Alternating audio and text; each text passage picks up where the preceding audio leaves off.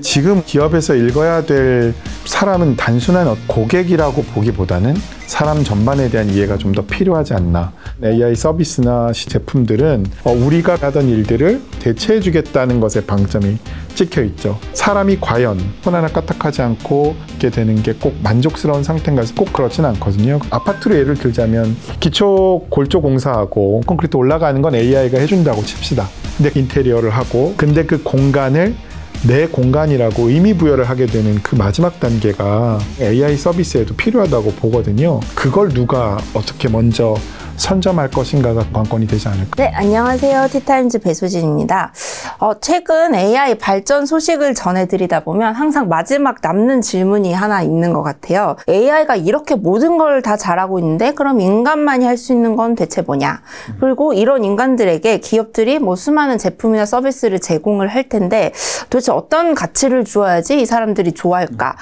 어떻게 보면 답이 없을 것 같은 질문인데 이 질문에 좀 대답을 구해보고자 교수님 한 분을 모셨습니다. 서울대 철학과 이은수 교수님이십니다. 네, 안녕하세요. 네.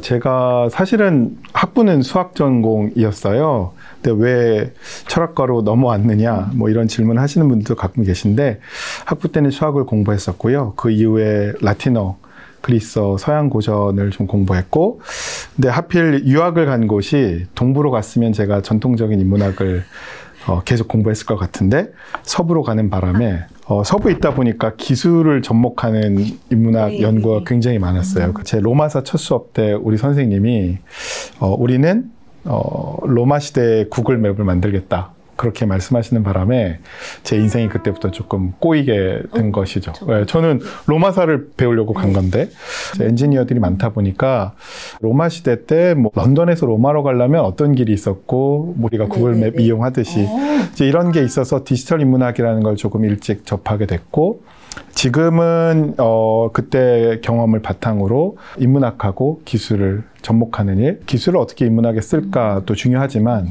인문학이 이제 기술 발전에 있어서 어떤 중요한 역할을 해야 될까 그런 고민들을 주로 하고 있습니다. 그래서 몸담고 있는 주된 소속은 철학과인데 여러 학과 협동 과정에 제가 겸임을 하고 있고 서울대학교 디지털 인문학 센터장 맡고 있습니다. 그런 기술과 인문학이 접목한 걸 통틀어서 디지털 인문학이라고 네, 그렇게 부르네요. 부르고 있는데 역사는 한 70년 정도 되거든요. 길게 보자면 1950년대에 시작한 건데 2000년대쯤에 시대 영미권에서 디지털 인문학 붐이 일었고 다만 이제 제 개인적으로는 AI가 중화되면서 인문학 연구에서도 새로운 전환점이 저는 마련됐다고 보거든요.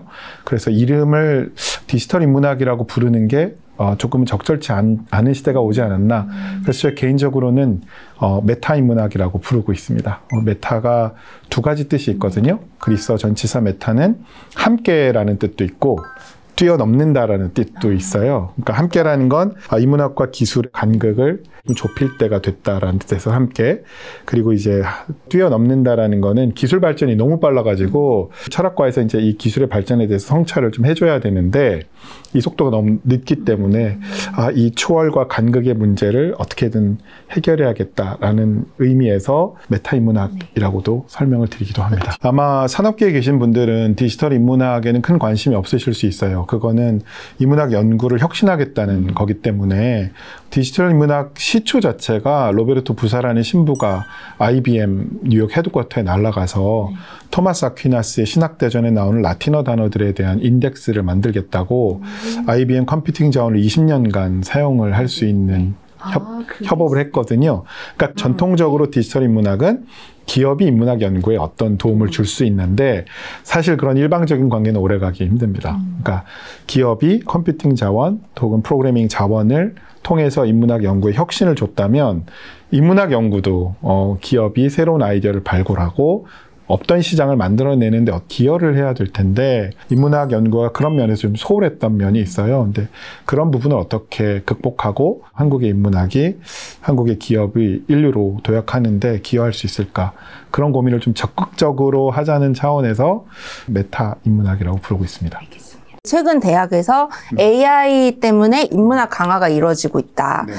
인문학 전용 건물을 신축을 한다든지 네. 과학기술 특성화 대학교 이런 곳에서 디지털 인문사회과학부 박사과정이 신설됐다. 뭐 네네. 이런 기사들이 나오더라고요. 네네. 좀 학계에 계신 입장에서 피부에 와 닿으시는지부터가 좀 궁금해요. 뭐 농담으로 그런 얘기를 해요. 인문학은 뭐 불탈 집도 남아있지 않은 상황이었는데 AI 시대가 도래하면서 여기저기 좀 불이 나고 있는 것이죠. 그래서 인문학자인 제 입장에서는 남의 집 불구경하는 재미가 있습니다. 우리는 일찍 당한 건데 의학계, 법학계 혹은 또 기술 산업계 이제 주니어 프로그래머들 뭐 대체된다 이런 이야기들이 이제 올 것이 왔구나라는 생각이 들고 그런 상황에서 이제 대학의 고민은 더 깊어질 수밖에 없어요. 결국은 AI로 인해서 대체되지 않을 게 뭘까 이런 걸 더 고민하게 되고 그러다 보면 더 본원적인 거, 근원적인 걸로 돌아가려는 움직임이 좀 있는 것 같아요. 과연 인간다움이 뭘까? 인간적인 게 뭘까? 붙잡고 싶을 것 같고 대학들이 이제 그런 면에서 조금 더 인문학 분야에 강화를 하려는 노력들을 하는 게 이해가 되는 면이 있습니다. 근데 그건 대학 입장에서 그렇게 그렇죠. 밀어서 되는 건 아니고 한국 그렇죠. 그 사회에서는 인문학 국가의 인기가 높아져야지 가능한 거잖아요. 그렇게 되기는 쉽지 않을 것 같아요. 수많은 인기 혹은 유망한 전공에도 불구하고 상대적으로 덜 인기 있는 걸 선택한다는 건 굉장히 용기가 필요한 일이거든요. 다만 제 입장에서는 산업구조가 개편이 되고 대학의 인기 있는 학과들이 바뀌어갔잖아요. 그런 추이가 어떻게 전개될지는 아무도 모르는 일 아닌가 하는 생각은 있어요. 2007년에 네. 아이폰 시절도 있었고 2016년에 알파고 시절도 있었고 그런 기술업계 굵직한 이슈가 있을 때마다 이제 앞으로는 인문학의 시대가 올 거다. 그래서 기업에서 인문학 인재를 굉장히 중시할 거다. 이런 열풍이 계속 불었던 걸로 알고 있거든요. 그래서 실제로 뭐 인문학과 경영의 접목 같은 것도 좀 활발하게 이루어졌던 것 같고요. 그런데 지금 와서 생각을 해보면 한순간 유행 구호처럼 넘어가지 않았나. 인문학과 기업의 협업이 왜 그렇게 한국의 환경에서 강조되었었나 생각해보면 자생적인 건 아니었던 것 같아요. 저는 스티브 잡스 영향이 꽤 크다고 생각을 하거든요. 스티브 잡스가 했던 그 유명한 말이 있어요. 뭐 It's an apple's DNA. 그래서 기술과 인문학이 결합된 결과물이 우리의 가슴을 뛰게 한다. 이런 얘기를 한 적이 있는데 애플의 전례 없는 대성공 때문에 우리는 왜 천년만년 패스트 팔로우만 하고 있는가. 퍼스트 무버로 도약하는 그 비결은 무엇일까에 대해서 인문학이 그 키를 갖고 있지 않나라는 생각을 분들이 계셔서 인문학과 기업의 협업이 좀 일어났던 것 같아요. 만약에 우리 문화의 인문학적 저변이 넓었다면 자연스럽게 대학이나 이제 기업 외부의 어떤 문화적 토양 안에서 그런 게 자연스럽게 섭취가 됐을 것 같은데 기업 입장에서는 이 비타민을 섭취하듯이 뭔가 인문학이라는 비타민을 빨리 먹고 혁신적인 아이디어를 내놓는 기업으로 도약하자라고 생각을 했던 것 같아요. 근데 애플이 한 번도 그런 식으로 인문학적 아이디어 도출 그렇게 한 게 아니거든요. 따지고 보면 문송하다는 말은 사회에 퍼져 있는데 기업은 인문학에서 해법을 찾겠다? 뭔가 앞뒤가 안 맞는 설명인 거죠. 그 원인을 3가지 정도는 말씀을 드리고 싶거든요. 첫째는 기업 쪽에서의 실수가 좀 있었다고 보고 둘째는 인문학 쪽에서의 잘못 그리고 구조적 한계. 기업 쪽에서의 실수는 저는 너무 리더십하고 경영에 집중한 것 같거든요. 인문학적 경영이 중요하지 않은 건 아닌데 지나치게 인문학에 대한 관심을 이제 C레벨의 소수 영역에 집중한 거는 좀 아쉽습니다. 임원급들의 네트워크 장으로 활용이 되면서 인문학 강연이 지나치게 비싼 그 소수를 위한 시장으로 형성된 게 이어지고 있고요.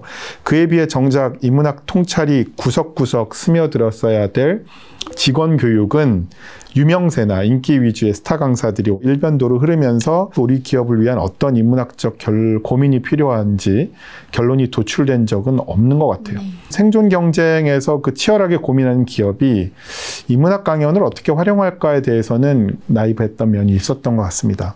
인문학 쪽에서 잘못은 기업의 언어와 문화를 너무 모르고 강연을 했다라고 말씀드리고 싶은데요. 보통은 어느 기업에서 강연을 하든지 크게 다른 내용으로 강연을 하지 않습니다. 그러니까 인문학의 특성상 내용이 때로는 지나치게 추상적이거나 어렵습니다. 근데 인문학 강의를 듣는 직원들이 그거를 알아서 내 현장에 구체적으로 적용할 거라고 기대하는 거는 무리한 기대라고 생각을 해요. 최대한 강사가 내용을 잘게 씹어서 삼키기 좋은 형태로 다듬어 줄 필요가 있는데 과거 인문학 강연이 좀 불친절했던 잘못이 있지 않았나 생각을 합니다. 세 번째 마지막 패착은 앞에 그 두 가지 실수에서 기인을 하는데 기업 인문학 강연이 기업 측에서 기획 의도도 없고 인문학 강사도 뭐 기업에 맞추려는 노력을 안 하다 보니까 중간에 이게 붕 뜨는 거죠. 아무도 기획하지 않는 중간에 공허한 그냥 강연만 남는 상태가 되는 거죠. 그러다 보니까 주로 스타 강사 중심의 일회성 강연으로 끝나는 구조적 문제가 반복이 됐습니다. 지금 우리에게 필요한 일이 무엇일까? 이걸 아무도 고민하지 않는 상황에서는 오늘 그냥 재밌게 보내보자. 뭐 따뜻한 얘기 들어보자. 혹은 심리치료적인 이야기를 들어보자라는 그런 욕구만 남게 되고요. 그래서 말씀드린 이유 외에도 복합적인 이유로 인문학 기업 협력에 좋은 모델이 아직 도출되지 못한 점이 개인적으로 아쉽습니다. 그런데 그럼에도 불구하고 네. 생성형 AI, 이 AI 네. 시대에는 네. 그래도 뭔가 좀 다르지 않을까라는 기대를 해보게 되는 게 이 기술이 정말 전례 없는 기술이잖아요. 그러니까 인문학이 좀 더 다른 역할을 할 수 있지 않을까 그런 기대를 해보게 되거든요. 지금 이대로의 인문학으로는 어렵겠다. 인문학으로부터의 변화가 좀 먼저 필요하다고 보는 입장입니다. 그래서 제가 이걸 리브랜딩하기 위해서 인간학이라는 말을 쓰긴 하거든요. 보통 인간이 남긴 문의를 연구하는 학문은 인문학이고 하늘이 남긴 문의를 연구하는 건 천문학이다. 너무 좋은 뜻풀이긴 한데 한 가지 의문이 남기는 합니다. 아니 왜 인간을 연구할 일이지 인간이 남긴 문의를 연구할까? 근데 사실 생각해보면 뭐 그럴 수밖에 없었을 것 같아요. 왜냐하면 지금 제가 기자님의 생각을 알기가 어려운데 한 사람의 생각을 알기가 어려운 이 상황에서 과거에는 얼마나 더 어려웠겠어요. 그러니까 인간이란 무슨 존재고 인간이 어떤 걸 추구하는 존재고 바른 가치가 무엇인가 이런 거 따지려면 인간이 남긴 문의를 훌륭한 이 선생님들이 남기신 문학, 역사, 철학 작품들을 보면서 아 인간이란 이런 존재구나. 우리는 이런 걸 지향해야 되는 거구나. 그런 걸 연구하던 학문이 인문학인데 제가 볼 때는 하나 부작용이 생긴 것 같아요. 그 문의가 너무 아름다워서 이제 본질은 네. 잊어버리고 우리의 본질은 인간을 연구하기 위해서 인간이 남긴 문의들을 가지고 인간을 다시 향했어야 되는데 거꾸로 이 문의에 너무 집착을 해서 때로 많은 사람들이 이 플라톤의 말씀의 진정한 뜻은 이거야. 뭐 셰익스피어의 이 문학의 이 대사의 뜻은 이거야 라는 걸 밝히는데 너무 많은 집중을 하는 것 같아요. 그래서 제가 우스갯소리로 이런 말을 합니다. 인문대 창시자라고 할 수 있는 소크라테스가 25학번으로 만약에 다시 대학에 지원을 한다면 저는 인문대로 지원을 안 할 것 같고 사회대로 지원을 할 것 같아요. 네, 왜냐하면 소크라테스는 철저하게 동시대 인간에 관심이 있었거든요. 동시대 그리스 시민들의 삶에 대해서 덕, 정의, 용기, 올바름. 근데 그런 것들을 연구했던 소크라테스는 아마 과거를 자꾸 캐내고 되묻는 문의를 연구하는 인문학보다는 인간학에 관심이 있었을 것 같아요. 그래서 저는 이렇게 말씀을 드리고 싶어요. 만약에 AI 시대의 인문학이 다시 중요해지려면 인간학으로서의 인문학으로 다시 돌아가야 된다. 그리고 그 인간학이 연구해야 될 인간은 문학, 역사, 철학 작품 속에 박제되어 있는 인간이 아니고 스마트폰을 들고 HMD를 쓰고 가상현실을 누비면서 AI를 사용하는 이 동시대의 인간들의 본능, 욕구, 지향하는 바를 좀 더 고민해야 되지 않을까. 다르게 말하면 인문학이 이 동시대성을 회복하는 일이 AI 시대의 인문학이 다시 중요해질 수 있는 일이라고 생각해서 인간학이라면 그 역할을 감당할 수 있지 않을까라는 생각을 합니다. 그럼 그 인간학을 연구하기 위해서는 네. 어떤 방법이 있을까요? 사실 네. 인간학이라고 하면 제가 그 중요한 연구 대상으로 참고 있는 게 인간적인 기술에 대한 고민이거든요. 기술과 공존할 수밖에 없는 인간을 이해하는 인간학의 가장 중요한 연구 대상이 될 거라고 보는데 인간적인 기술이 뭐냐 물어보신다면 뭐 링컨을 패러디할 수 있을 것 같아요. 인간을 위한 게 무엇인지, 인간에 대한 것, 그리고 인간에 의한 기술이 무엇인지를 다 입체적으로 고민해야 될 것 같은데 사실 고민이 그렇게 깊지 않습니다. 인간을 위한 기술은 뭘까? 인간을 제대로 이해한 기술이라는 게 뭘까? 그리고 인간에 의한 것이라는 기술, 그 의미가 무엇일까를 우리가 많이 고민을 못 해본 것 같아서 우리 동시대 인간에 대한 내밀한 욕구와 본능을 읽어보자라고 할 때 그 구체적 대상은 인간적인 기술의 모습에 대한 고민일 것 같아요. 그 생성형 AI 대명사인 챗GPT 같은 경우에는 교수님께서 생각하시는 그런 인간적인 기술에 어느 정도 가까이 있다고 생각하세요? 그거 참 되게 좋은 질문인데 일단 인간을 위한 것인지는 확실치는 않은 것 같아요. 불투명한 상태를 지나고 있죠. 그래서 인공지능 개발이 엄청나게 빨랐을 때 뭐 기술 유예를 하자, 모라토리움을 하자고 얘기가 나왔던 것도 어떤 파급 효과가 있을지를 다 알지 못하는 상황에서 과연 이 기술이 궁극적으로 인간을 위한 것인 게 될까? 이걸 가늠하지 않고 그냥 간 면이 있거든요. 물론 뭐 엔트로픽이나 여러 회사들이 책임감 있는 인공지능 개발을 주장한 바는 있습니다. 다만 이렇게 생존 경쟁이 치열한 자본주의 시장 경제 체제에서 AI 기술의 경쟁을 누가 막을 수 있을까 생각해 보면 인간을 위한 것에 대한 고민은 거의 사실은 못한 상태에서 출발했다라고 생각하고요. 거기에 근원적인 두려움이 있는 것이죠. 야, 우리가 한 번도 지능적인 존재를 만들어 본 적이 없는데 슈퍼 인텔리전스에 도달을 했는가? 그 문제는 차치하고라도 야, 이게 과연 우리를 위한 기술일까? 인간에 의한이라는 부분이 가장 또 까다로운 부분인 것 같아요. 생성형 AI가 내놓는 답변이 과연 인간의 에이전시, 내가 이거를 만든다라는 주체성을 확보하고 하는 일인가 생각해 보면 너무 많은 걸 그냥 뺏어가 버리는 면이 있죠. 우리가 어떤 기술을 쓰든지 내 주체성을 발휘하면서 도구적으로 기술들을 써왔는데 이제는 이제 그게 약간 주객이 전대되는 느낌을 갖게 되잖아요. 그러다 보니까 아까 그 인간적인 기술의 세 가지 면모 중에서 이게 과연 인간을 위한 건가? 그리고 이 기술이 우리에 의한 것인지에 대해서 혼란이 막 생기는 것이죠. 이런 부분들에 대해서 저는 좀 깊이 논의를 해봤으면 좋을 것 같아요. 그래서 이제 기업이나 제품이 서비스를 기획을 할 때도 그런 부분이 좀 굉장히 고민스러울 것 같아요. 대체 어떻게 관계를 맺어야지 이 생성형 AI를 탑재한 기술이나 제품이 사용자들에게 선택을 받을 수 있을까? 그거를 관여감이라고 말씀을 드리는데 저도 생성형 AI를 쓰면서 가끔은 그런 생각을 해요. 조금은 여백을 남겨놨으면 좋겠다. 물론 사람은 때로는 내가 어떤 질문이나 명령을 프롬프트로 줬을 때 손 하나 까딱하지 않고도 얘가 모든 걸 다 처리해 주기를 원할 때도 있어요. 그런데 저라면 한 80%까지만 과정을 보여주고 마지막 20%는 AI와 같이 관여하도록 여지를 남겨놓을 것 같아요. 근데 이제 기술 기업들의 지금 내놓는 AI 서비스나 제품들은 우리가 그동안 되게 힘들여서 수고롭게 하던 일들을 손쉽게 대체해주겠다는 것에 방점이 찍혀 있죠. 사람이 과연 그렇게 내가 하던 일들을 다 대체해준다고 하고 손 하나 까딱하지 않고 편하게 있게 되는 게 꼭 만족스러운 상태인가 생각해보면 꼭 그렇진 않거든요. 그래서 저는 AI 서비스와 제품들이 많은 것들을 편리하게 해주고 효율적으로 대체를 해준다 하더라도 결국 마지막에 인간이 직접 해야 될 영역들을 조금은 남겨놓는 게 좋다고 생각을 해요.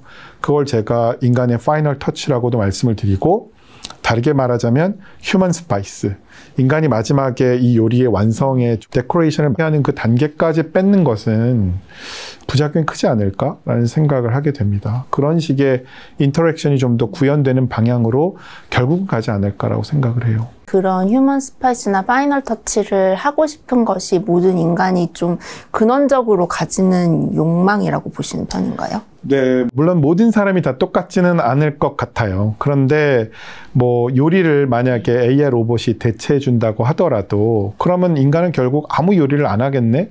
그럴 수 있지만 결국은 개인화하고 싶은 욕구들이 다 있잖아요. 그냥 뭐 밀키트를 그냥 똑같이 요리를 할 때 마지막에 몇 단계를 변형한다든지 한국 사람들 생각해 보세요. 라면 하나 끓이는 거, 짜파게티 하나 끓이는 것도 정말 몇 가지인지 너무나 많은 방법으로 나는 이렇게도 해보고 이것도 넣어보고 그런 다양성을 추구하는 존재인데 지금 AI 서비스는 사실은 그 다양성이 거의 다 죽어 있는 거죠. 그동안 인간이 했던 수고로운 노동들을 이렇게 대체해주고 있다는 건 쇼업은 많이 해요. 근데 이게 거기서 이제 인간들이 AI가 생산해 놓은 결과물에 어떤 마지막 터치를 할 것이냐가 굉장히 중요할 것 같아서 인간의 역할을 저는 휴먼 애노테이터라고 부릅니다. 인간 주석가. 그러니까 기초적인 골격은 아마 AI가 생성한 것들을 많이 쓰게 될 거예요. 뭐 글쓰기나 코딩. 이 기초적인 골격 위에 어떤 작업을 덧입혀서 내 것이라는 인식을 갖게 되는 거는 결국 인간의 파이널 터치가 중요하다고 생각해요. 아파트로 예를 들자면 기초 골조 공사하고 철제 콘크리트 올라가는 건 AI가 해준다고 칩시다. 근데 그 안에 내가 어떤 구조로 인테리어를 하고 가구 배치를 어떻게 하고 그 공간을 사실은 건설회사가 다 똑같이 짓는 거잖아요. 근데 그 공간을 내 공간이라고 의미 부여를 하게 되는 그 마지막 단계가 저는 AI 서비스에도 필요하다고 보거든요. 그걸 누가 어떻게 먼저 선점할 것인가가 굉장히 중요한 다음 관건이 되지 않을까 생각합니다. 사실 저희는 굉장히 대량 생산 소비 시대를 살았잖아요. 그러니까 거의 개성을 드러낼 여지가 딱히 없었던 것 같거든요. 제가 지금까지의 제품이나 서비스가 좀 그런 식으로 일방향적으로 다가왔다면 AI 시대에는 고객들이 그 이상의 것을 좀 더 추구하게 될 거라고 보시는 입장이신 건가요? 비유를 들자면 후공의 시절에는 다 각자에게 의미 있는 방식으로 개인화된 상태로 출발을 한 게 대량 생산을 하게 되는 공장 체제에서는 다 똑같은 기성 제품들을 갖게 되잖아요. 이제 지식 시장에서 똑같이 벌어진다고 저는 보거든요. 내가 필요했던 지식을 굉장히 어렵게 얻었어야 됐어요. 학위를 해야 되고 어떤 수업을 들었어야 되고 혹은 그 분야의 전문가를 만나서 개인화되는 과정을 거쳤다면 지금은 물론 프롬프트에 따라서 조금은 달라지지만 지식도 하나의 표준화된 형태로 계속 대량 생산될 수 있는 시기를 맞게 됐는데 그 다음에 우리가 물건에 대해서 갖고 있는 욕구가 다 똑같은 옷들도 싫고 다 똑같은 제품도 싫고 거기에 내가 어떤 작은 데코레이션을 달아서 내 것이라는 의미를 부여하는 것처럼 지식에 대해서도 저는 그런 일들이 벌어질 거라고 보기 때문에 지금 과도기라서 AI가 이런 것도 할 수 있다는 것에 우리가 굉장히 집중하고 있지만 그게 이제 당연하게 된 시장에서는 이제 이게 내 지식으로 얘가 훨씬 더 친밀하게 다가온다라는 그 경험이 훨씬 중요할 것 같아요. 궁금했던 게 기업이 제품이나 서비스를 기획을 할 때 인문학적 접근이 이제 중요하다라고 말은 하는데 인문학적 접근이라는 것부터가 굉장히 모호하더라고요. 그렇죠. 과거에는 이제 고객을 분석하는 게 매우 중요했던 것 같아요. 왜냐하면 우리가 고객의 니즈를 알아야 거기에 맞는 제품들을 출시하니까요. 근데 지금 우리가 기업에서 읽어야 될 사람은 단순한 어떤 고객이기보다 그러니까 이 제품을 살 잠재적인 사람을 상정하는 것 못지않게 일단 사람 자체에 대한 이해가 훨씬 더 중요한 시기가 됐다고 생각을 해서 꼭 고객이라고 보기보다는 사람 전반에 대한 이해가 좀 더 필요하지 않나라는 생각을 좀 합니다. 옛날에는 이제 특정 계층의 고객을 분석해서 마케팅 전략을 짜고 거기에 맞게 어떤 행동을 할 수 있었다면 지금은 글쎄요. 훨씬 더 모달리티 간의 자유도도 높아지고 고객들도 멀티 페르소나를 가지게 되기 때문에 어떤 특정 고객을 한 카테고리 안에 가둬놓는 게 좀 오래된 접근이 아닐까라는 생각을 하고요. 아까 말씀드렸던 인간적인 기술을 이해한다는 게 결국 사람에 대한 이해가 꼭 필요한 건데 이게 사실은 모든 기술 제품을 기획하는 단계부터 출시하는 하루 전날까지 혹은 출시 이후에도 다 임베딩 되어 있어야 될 고민이라고 생각합니다. 제가 인간에 대한 이해를 기업들이 조금 더 다 구석구석 다 임베딩 했으면 좋겠다고 말씀드릴 때 다르게 말씀을 드리면 좀 더 기술의 행간을 읽었으면 좋겠다라고 생각을 하거든요. 좀 예를 들어 드리면 좀 편할 것 같아요. 우리가 지도 서비스를 보다 보면 항상 우리가 고를 수 있는 게 몇 가지 안 됩니다. 제일 빠른 길, 혹은 제일 짧은 길, 혹은 무료 경로 이런 거예요. 거기에 담겨있는 인간에 대한 이해를 다시 환원을 시켜보시면 인간은 결국 제일 빠른 길을 원하거나 짧게 가길 원하거나 무료를 원한다는 거죠. 근데 사람이 과연 그런 존재인가를 생각해보면 꼭 그렇진 않거든요. 내가 오늘 어디를 가야 되는데 어디를 들러서 책을 읽고 싶기도 하고 경치가 좋은 곳을 경유하고 싶기도 하고 일부러 헤매고 싶다는 사람도 있어요. 그냥 아무렇게나 안 가본 골목을 가보고 싶다는 사람도 있거든요. 그런 욕구들을 이해하는 것이 인간을 제대로 이해하는 건데 그 기술의 행간을 잃지 않는다면 그런 보이지 않는 필요를 잃지 못하겠죠. 그런 부분들이 좀 더 필요하다고 보고요. 스마트폰도 좋은 예일 것 같아요. 우리가 스마트폰을 처음 출시할 때 보면 새로운 거 나올 때마다 하드웨어가 어떻고 네. 앱 생태계가 얼마나 매끄럽고 완성도가 높고 디자인적인 완성도가 어떻고 이런 얘기들을 주로 했잖아요. 만약에 이제 그런 관성에 젖어 있다면 휴머노이드 로봇 같은 게 나올 때 굉장히 당황할 것 같아요. 그때도 우리가 똑같이 이 휴머노이드 로봇은 저장 용량이 얼마고 그러면 이 로봇을 사용하는 인간에 대한 이해가 없는 겁니다. 스마트폰은 물론 AI가 내장되곤 있지만 직접 자기가 어떤 에이전시를 발휘하거나 그래서 우리가 영향을 받는 게 그렇게 크진 않아요. 우리가 사용하는 도구라는 생각을 갖게 되죠. 근데 우리가 근미래에 보게 될 휴머노이드 로봇의 경우에는 훨씬 더 우리한테 미치는 영향이 크거든요. 그러면 인간들이 그 로봇에게 원하는 거는 내가 이해하고 1년이든 2년이든 어떤 시간을 보냈을 때 내 말투, 행동 패턴, 내가 원하는 것들을 충분히 알고 있는데 그것들이 로봇이 바뀔 때마다 얼마나 잘 이식되는가. 새로운 로봇을 교체할 때 얘가 내 경험 패턴을 빠르게 인식해서 그 친밀함을 하루라도 더 빨리 앞당길 수 있는가가 훨씬 더 중요한 욕구가 될 것 같아요. 그러니까 인간을 제대로 이해한다는 건 로봇을 사용하는 인간은 뭘 원할까? 이 로봇이 과연 나와의 경험을 얼마나 빠르게 더 고도화할 수 있는가가 더 중요한 셀링 포인트가 될 수 있다고 보거든요. 그런 부분을 긁어주는 게 되게 중요한 부분이겠죠. 제가 정말 보고 싶지 않은 건 그때도 뭐 배터리가 몇 시간이고 뭐 하드웨어 용량이 얼마고. 근데 저는 기업들이 그렇게 할 수밖에 없는 이유가 네. 인간을 이해하는 게 너무 어렵기 때문이 아닐까 싶은 생각도 네. 들거든요. 사람들이 생각이 다 다른 것 같고 원하는 게 다 다른 것 같으니까 네. 일단 좀 눈에 보이는 맞아요. 스펙 이렇게 내세우고 네.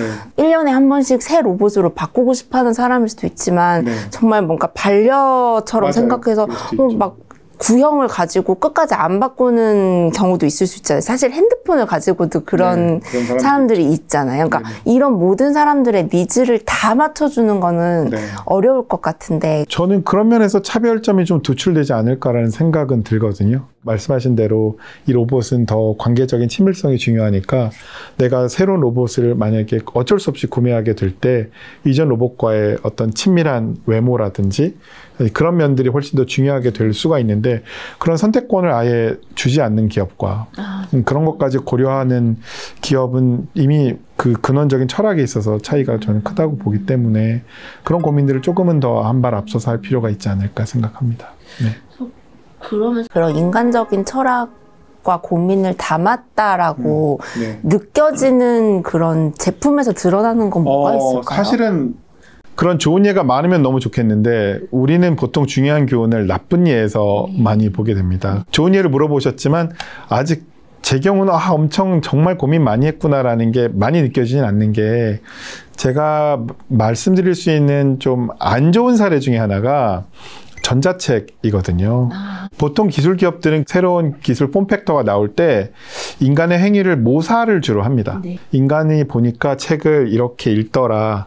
그러면 이 읽는다는 거를 우리가 전자책이라는 형태를 새로 만들 때 이렇게 하면 되겠지라고 많은 걸 모방했어요. 네. 책장 넘기는 효과라든지 뭐 보통은 이제 폴리오라고 부르는데요.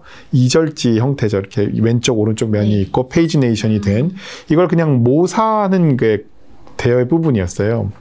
근데 만약에 제가 컨설팅을 할 수 있었다면 인간이 읽는다는 행위가 뭘까? 그 읽는다는 것 이면에 있는 욕구는 뭘까? 그런 거 좀 더 고민해 봤으면 좋겠다고 생각을 하거든요. 초기에는 뭐 기술적 한계 때문이기도 했지만 뭐 스타일러스가 그렇게 좋지 않았을 때 여백의 생각을 남기는 것도 좀 어렵기도 했고요. 그리고 사람들은 때로는 묵상하면서 읽고 싶은데 굉장히 빠르게 스포일러 되는 걸 막을 장치도 없었고 뭐 다음 문장들을 마스킹 해놓고 읽을 시간을 줘도 되는 건데 그 읽는다는 거를 그냥 행위 자체는 1:1로 재현은 했어요.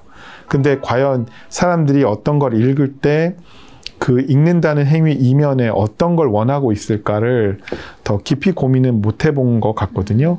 뭐 그러다가 이제 뒤늦게 뭔가 낭송을 원하는 사람도 있고 좀 더 구어적인 소통을 원하는 사람도 있고 그래서 오디오북도 나오고 아마존 같은 곳에서 좀 더 스크라이브 기능이 강화된 게 나오듯이 분명히 극복은 해내는데 인간의 행위를 좀 더 잘 분석해서 그 이면에 숨겨진 본능과 욕구를 잘 읽어내는가가 시행착오를 많이 줄이는 데 도움이 되지 않을까 그런 생각을 하고 있어요.